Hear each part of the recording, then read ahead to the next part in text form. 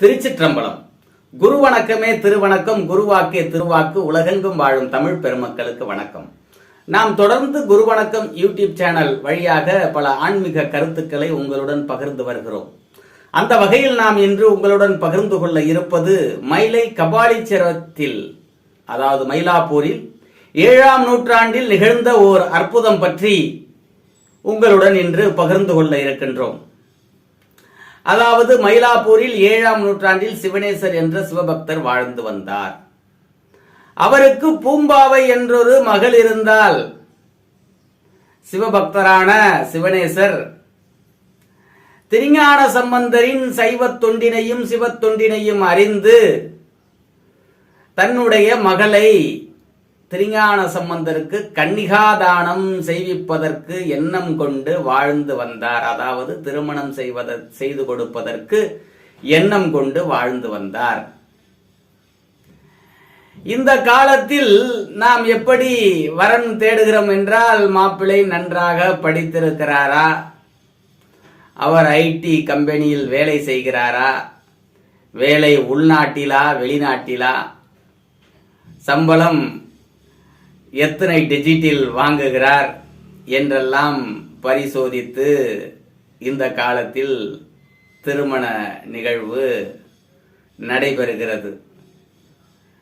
ஆனால் 7ஆம் நூற்றாண்டிலே சைவத் தொண்டும் சிவத்தொண்டும் செய்தவர்களுக்கு தேடி சென்று கன்னிகாதானம் செய்விப்பது விரும்பத்தக்கதாக இருந்தது.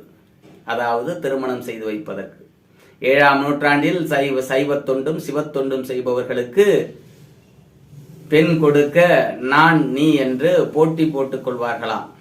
அப்படி இருந்த காலம் 7ஆம் நூற்றாண்டு. ஆனால் இன்று உலகம் மாறியிருக்கிறது. சரி, நாம் இப்பொழுது அற்புதத்துக்குள் நுழைவோம். திருஞான சம்பந்தர் செய்த அற்புதத்துக்குள் நுழைவோம்.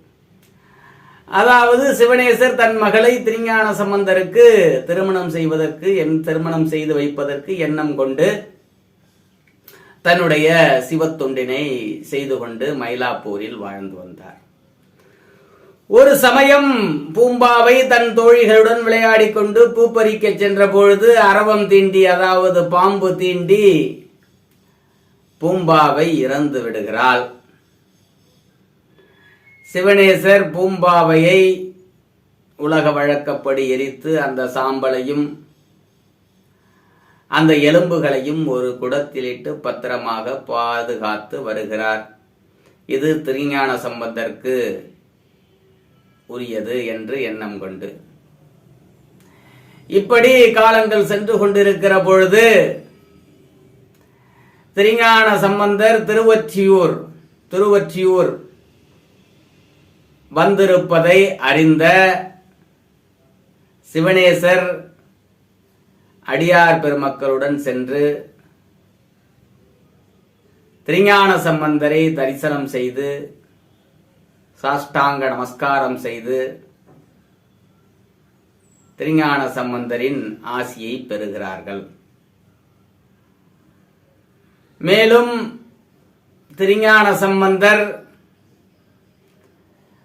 பூம்பாவை பற்றிய செய்திகளையும் அடியார் மூலமாக அறிந்து கொள்கிறார். இது ஒரு உலக வழக்கு. திருஞான சம்பந்தருக்கு இவற்றையெல்லாம் அறியும் ஞானம், முன்பே அறியும் ஞானம் பெற்றவர். அவர் ஒருவரிடம் இதை கேட்டுதான் அறிந்து கொள்ள வேண்டும் என்பது இல்லை. இருந்தாலும் உலக வழக்காக ஞானிகள், மகான்கள், அருளாளர்கள் எல்லாம் தமக்கு எல்லாம் உலக நிகழ்ச்சிகள் தெரிந்திருந்தாலும் அவற்றை ஒருவர் மூலமாக கேட்பது போல் பாவனை செய்வார்கள். தெரிந்திருந்தாலும் தெரியாதது போல் விடயங்களை கேட்பார்கள். இது ஞானிகளுக்கும் மகான்களுக்கும் அருளாளர்களுக்கும் உயரிய பண்பாக இன்றும் அன்றும் இருந்திருக்கிறது. அந்த வகையில் இந்த செய்திகளை எல்லாம் பூம்பாவை அரவம் தீண்டி இறந்த செய்திகளை எல்லாம் கேட்டறிந்து சிவனேசரின் உள்ள குறிப்பையும் அறிந்து திருஞான சம்பந்த பெருமான் திருவொற்றியூரில் இருந்து மயிலாப்பூர் மயிலை கபாலீஸ்வரத்திற்கு வருகிறார். வந்தபொழுது அங்கு அடியார் பெருமக்களை எல்லாம் பார்த்து தரிசித்துவிட்டு கபாலீஸ்வரரை தரிசனம் செய்துவிட்டு வருகிற பொழுது சாம்பலும் எலும்புமாக இருக்கின்ற அந்த குடத்தில் இட்டு வைத்திருக்கின்ற அந்த சாம்பலும் எலும்பையும் கொண்டு வர சொல்கிறார் திருஞான சம்பந்தர். அப்பொழுது அந்த குடம் அங்கு கொண்டு வரப்படுகிறது. எலும்பும் சாம்பலுமாக அங்கம் பூம்பாவையை எரித்து பாம்பு தீண்டி இறந்த அங்கம் பூம்பாவையின் எலும்பும் சாம்பலும் வைக்கப்பட்டிருந்த குடம் எடுத்து வரப்படுகிறது.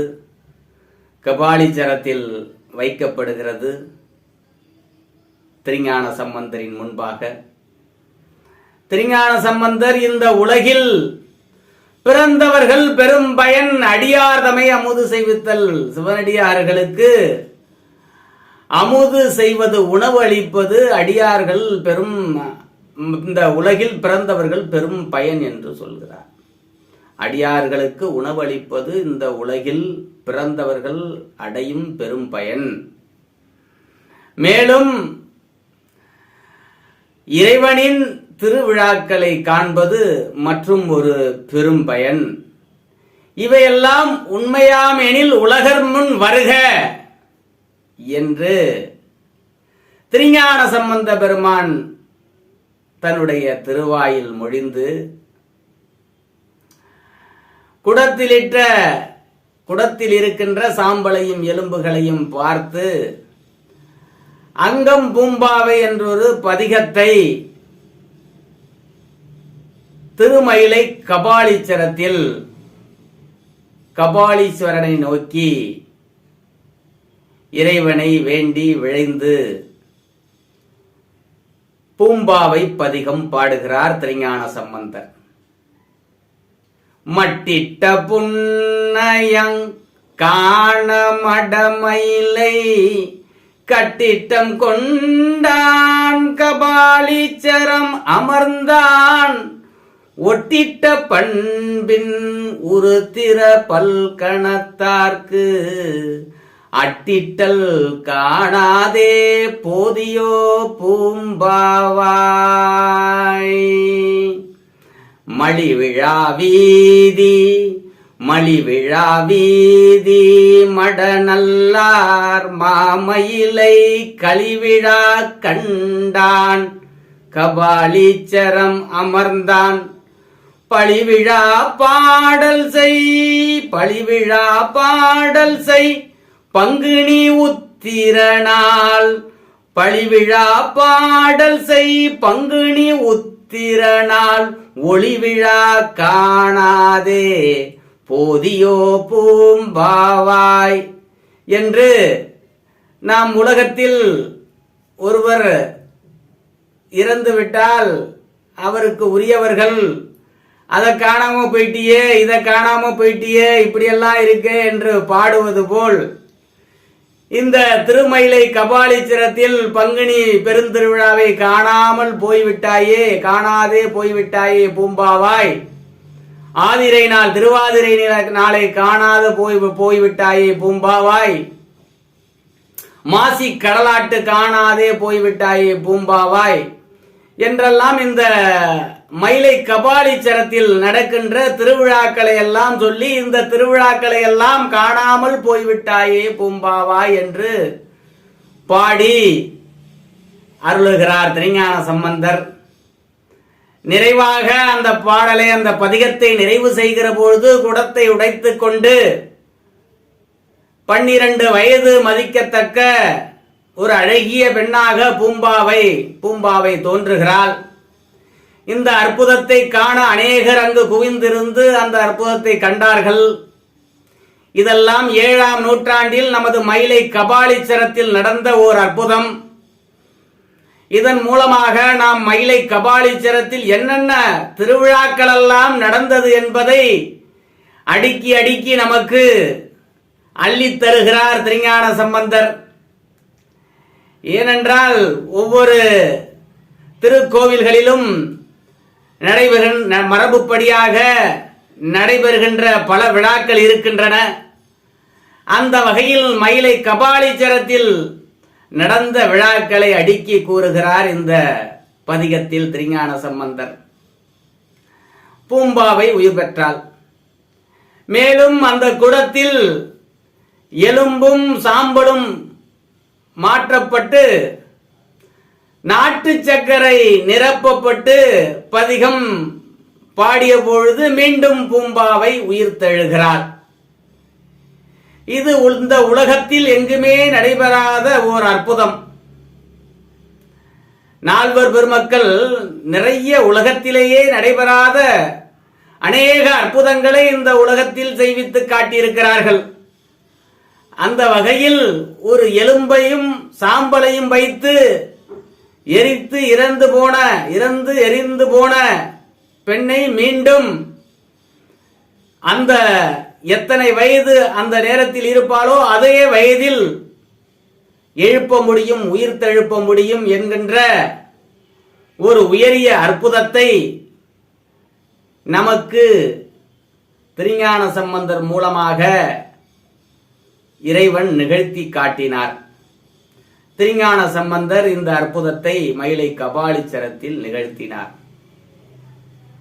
அந்த காலத்தில் சிவனேசர் திருவொற்றியூரில் இருந்து அடியார் பெருமக்கள் திருஞான சம்பந்தருடன் திருமயிலை நோக்கி வருகிற பொழுது 15 கிலோமீட்டருக்கு முத்துப்பந்தல் அமைத்து வரவேற்றதாக சொல்லப்படுகிறது. இந்த காலத்தில் எப்படி அரசியல்வாதிகளுக்கு பல பெருமைகள், அதாவது அந்த தொண்டர்களால் நீண்ட நெடிய பந்தல் அமைக்கப்பட்டு அரசியல்வாதிகள் வரவேற்கப்படுகிறார்கள் இந்த காலத்தில், அதுபோல் அந்த காலத்தில் சிவனடியார்களுக்கு பெரியதொரு வரவேற்பு அடியார் பெருமக்களால் பக்தர்களால் செய்யப்பட்டிருக்கிறது. அதை நாம் இங்கு அறிய முடிகிறது.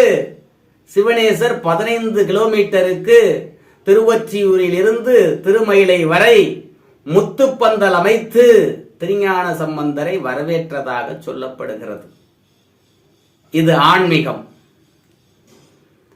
7ஆம் நூற்றாண்டு அப்படி இருந்திருக்கிறது. அடியார் பெருமக்களுக்கு, அடியார் பெருமக்களின் இதயத்தில் தான் ஆண்டவன் இருக்கின்றான் என்கின்ற சத்தியம் 7ஆம் நூற்றாண்டில் பக்தர்கள் மத்தியிலும் உலகர்கள் மத்தியிலும் மிக உறுதியாக இருந்திருக்கிறது.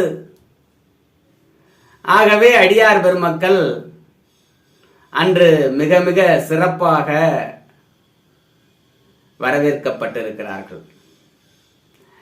இப்படி நிகழ்ந்து அந்த பூம்பாவை உயிர் பெற்று எழுந்தவுடன் சிவனேசர் தன்னுடைய உள்ள குறிப்பை திருஞான சம்பந்தரிடம் தெரிவிக்கிறார்.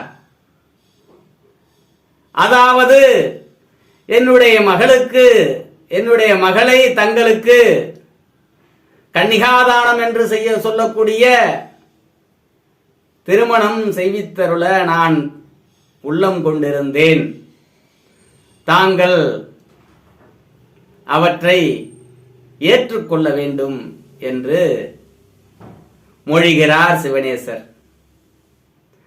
திருஞான சம்பந்தர் இறைவனின் கருணையால் யாம் அவளுக்கு உயிர் கொடுத்திருக்கின்றோம், உருவம் கொடுத்திருக்கின்றோம், ஆகவே அவள் எனக்கு மகளாவாள் என்று கூறி நிற்கிறார்.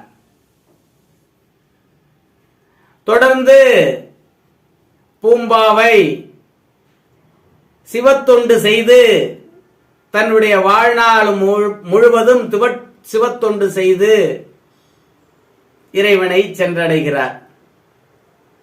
இப்படி இந்த பூம்பாவை நிகழ்வு, இந்த பூம்பாவை அற்புதம் மயிலை கபாலீச்சரத்தில் நடந்த பதிவும் குறிப்பும் ஆதாரங்களும் நமக்கு தெள்ளத் தெளிவாக கிடைக்கிறது. ஆக இந்த பங்குனி மாதத்தில் மகோற்சவம், அதாவது பங்குனி திருவிழாவின் 8ஆம் நாள், பங்குனி மயிலை கபாலீச்சரத்தில் நடக்கும் பங்குனி பெருந்திருவிழாவின் 8ஆம் நாள் அங்கம் பூம்பாவை உயிர்த்தெழும் அந்த நிகழ்வு இன்றும் போற்றப்படுகிறது, அனுட்டிக்கப்படுகிறது. ஆக நாமும் இந்த விழாக்களில் கலந்து கொண்டு, அதாவது இந்த அங்கம் பூம்பாவை உயிர்த்தெழும் இந்த விழாவினை காண்கிற பொழுது நமக்கு தீர்க்க ஆயுள் கிடைக்கும் என்றொரு நம்பிக்கை இருக்கிறது.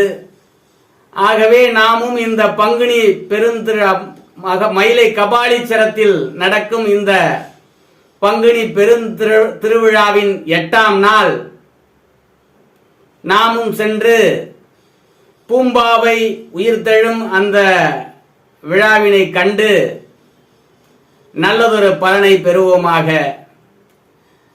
ஆக இந்த அற்புதம் மிக மிக உன்னத உயரிய அற்புதம். அடியார் பெருமக்களும் உலகவர்களும் அறிந்து கொள்ள வேண்டிய ஒரு அற்புத செய்தி. தென்னாடுடைய சிவனையை போற்றி, எந்நாட்டவருக்கும் இறைவா போற்றி, திருமயிலை கபாலீஸ்வரர் திருவடிகளே போற்றி போற்றி. திருச்சிற்றம்பலம்.